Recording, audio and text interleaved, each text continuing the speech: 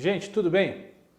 Olha só, em tempo de saúde brasileira em colapso, em tempo de problema sério na saúde, em tempo de mais médicos, de muita polêmica, de gente morrendo nas portas dos hospitais, em tempos de chikungunya e de zika, nada como a gente parar um pouquinho para ver como é que era a medicina brasileira no começo do século passado, final do século XIX e começo do século passado. E para isso, nada melhor que se deparar com a obra de um daqueles que foi um dos grandes profissionais da medicina no Brasil.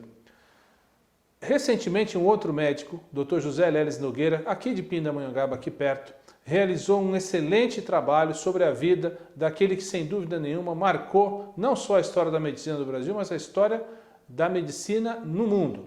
É o Dr. Emílio Ribas. Emílio Ribas foi um grande brasileiro que levou a sua luta contra a tuberculose, contra a febre amarela, contra a hanseníase. Onde tinha problema, o governo brasileiro mandava o Emílio Ribas, inclusive Campos do Jordão.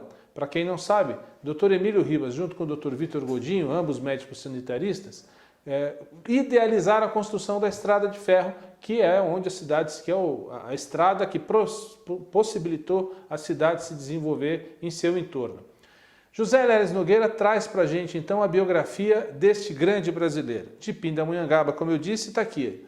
Emílio Ribas, o guerreiro da saúde. Inclusive, tem uma história muito bacana que vale a pena contar aqui. Olha só que legal. Havia uma tese norte-americana, de cientistas estudiosos americanos, que dizia o seguinte, que o contágio da febre amarela se dava através do contágio humano somente, o contato entre as pessoas. E havia uma tese cubana, de um médico cubano, que dizia o seguinte, não, o contágio se dá através da picada de um mosquito. Era nessa tese que o Dr. Emílio Ribas mais acreditava.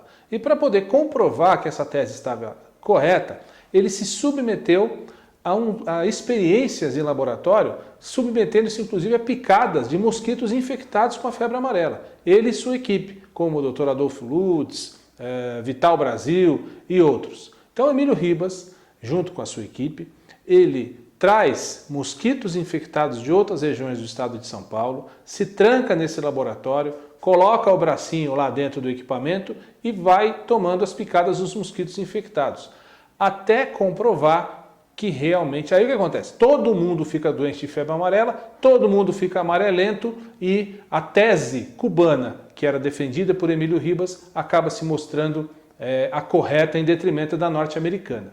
Não satisfeitos, os americanos ainda dizem o seguinte, mas após a doença, o contágio ainda se dá através do contato humano.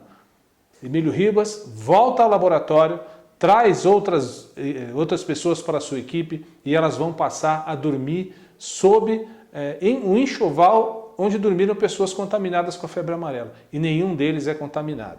Então tá aí. Um médico que se sacrifica, essa é uma pequena parte do livro, sem falar nos outros sacrifícios feitos por esse bravo cientista para comprovar suas teses. E quantas pessoas ele não ajudou.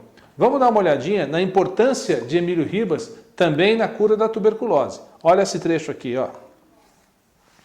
Campos do Jordão, pela excelência do seu clima, oferecia vantagens, motivo pelo qual Emílio Ribas propôs ao governo estadual a instalação de sanatórios nesta localidade.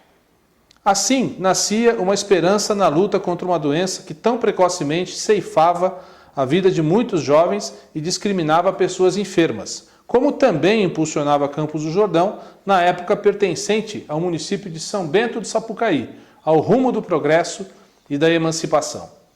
O acesso à cidade serrana era feito através de uma precária e sinuosa estrada de terra, quase intransitável em tempos chuvosos, em parte obedecendo ao traçado de uma antiga trilha de tropeiros que transportavam a produção da região no lombo de burros. Para superar esse obstáculo, Emílio Ribas se aventurou em mais uma desafiadora jornada, demonstrando seu espírito corajoso e empreendedor. Sugeriu ao governo do estado a retomada de um antigo projeto que pretendia a construção de uma estrada de ferro ligando Campos do Jordão à estrada de ferro central do Brasil de Pindamonhangaba. O resto da história a gente conta depois. Só para adiantar, a estrada de ferro foi inaugurada e completou 100 anos em 2014. E tudo isso graças a esse trabalho desse médico aqui, foi possível a gente conhecer parte dessa história e saber que a construção dessa estrada de ferro foi fundamental para que Campos do Jordão vencesse, ajudasse o Brasil a vencer esse mal, que é o mal da tuberculose. Vale muito a leitura deste livro. Emílio Ribas, O Guerreiro da Saúde, Dr. José Leles Nogueira. E não esqueça, ler é voar. Até a próxima.